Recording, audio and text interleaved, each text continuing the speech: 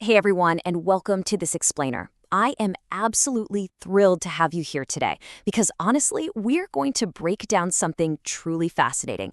We're looking at this brilliant interplay between a piece of ancient Greek philosophy and a modern, deeply personal story of incredible resilience. It's a journey that bridges literally thousands of years to teach us something absolutely vital about how we experience our own lives. So here's a question for you. Do we actually see reality, or do we merely interpret it? I want you to really think about that for a second. It sounds a bit like a philosophical brain teaser, right? But the answer to this single question dictates absolutely everything. It shapes not just our fleeting day-to-day thoughts, but our entire emotional world. The way you answer this determines exactly how you'll react to a bad day at work, a conflict with a friend, or even a major life setback. Okay, let's dive into this. Section 1, the birth of perspective. To really understand this, we have to travel all the way back to the 5th century BCE. Picture this. Athens was completely flourishing, growing into this dominant, wealthy city-state. Under the leadership of Pericles, they entered what's known as a golden age. Now, Athens was a democracy with a pretty structured legal system, but here was the catch. If you found yourself in court, you couldn't just go out and hire a lawyer. Professional advocates simply didn't exist yet, so everyday citizens were actually required to argue their own cases. Because of this, a highly lucrative demand emerged for a specialized class of traveling legal teachers. These folks were called the sophists, which comes from the Greek word for wisdom. And among this elite group, a man named Protagoras of Abdera became incredibly prominent.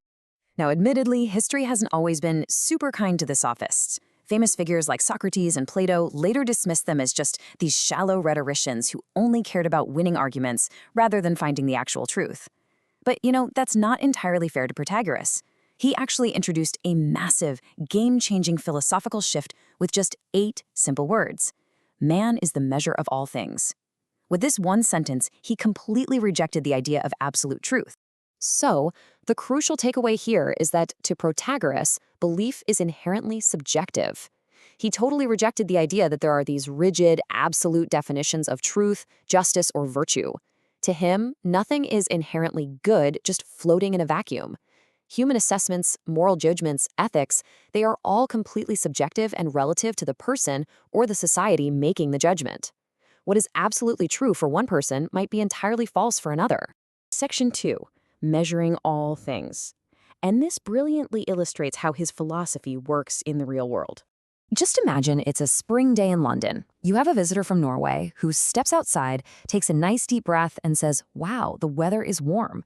But standing right next to them is a visitor from Nigeria who steps outside, starts to shiver, and says, "The weather is cold." So who's lying? Well, Protagoras would say neither of them.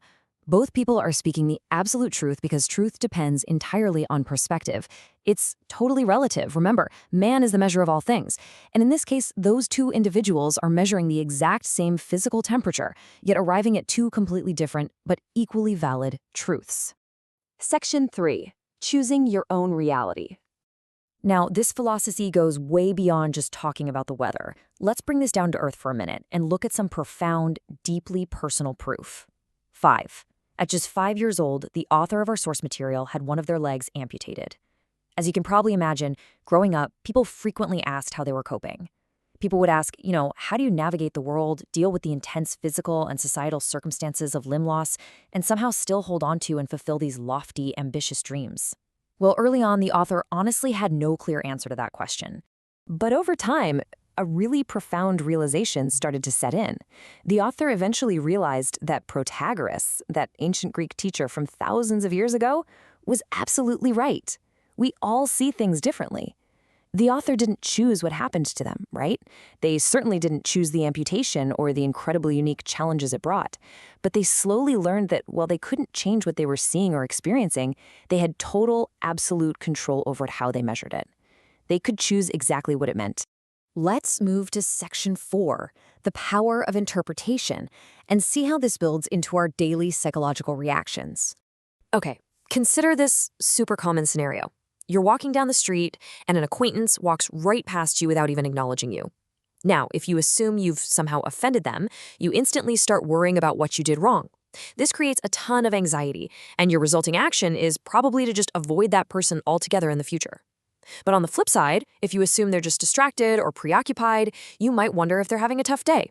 Your emotion becomes concern, and your action is to actually check in on them later.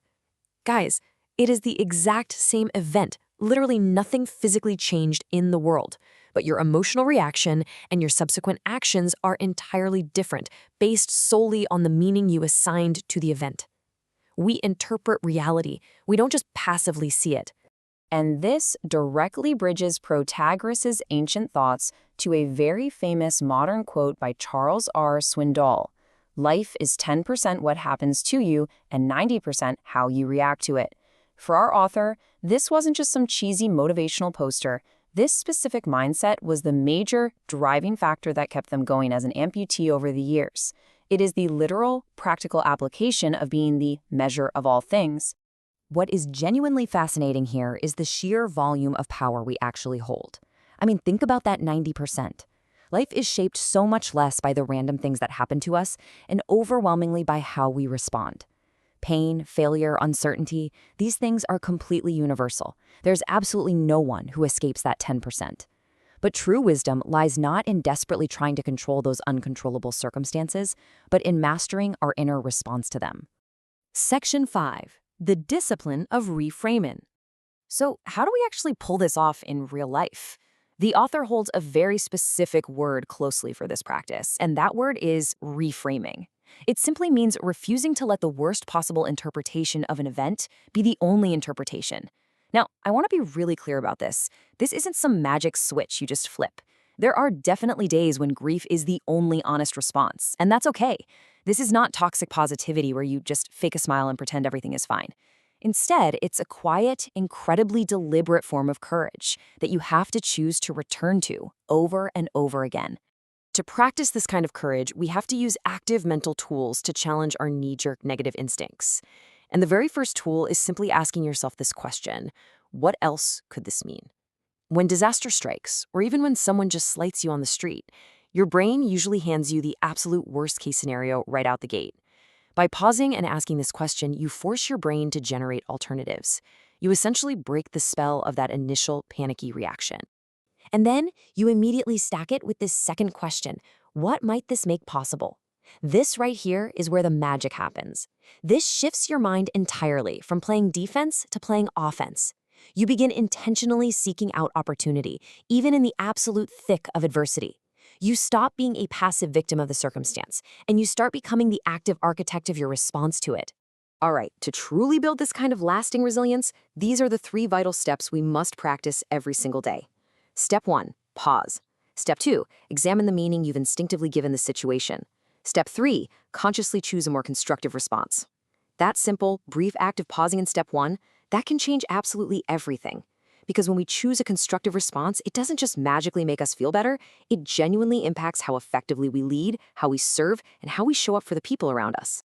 If you want to dive deeper into the specific journey of living with resilience, clarity, and just deep intentionality, definitely keep an eye out for the pre-launch of the author's upcoming book, Orchestrated, Living Against the Odds. It chronicles this entire unbelievable journey from losing a limb at age 5 to navigating life across Nigeria and the UK and mastering exactly these principles we've talked about today. I want to leave you with this final, incredibly empowering thought. Your interpretation is your reality. You may not be able to choose what happens to you today or tomorrow, but you hold absolute, unquestionable authority over what it means. So as you step away from this explainer and head back out into your life, what meaning will you choose next?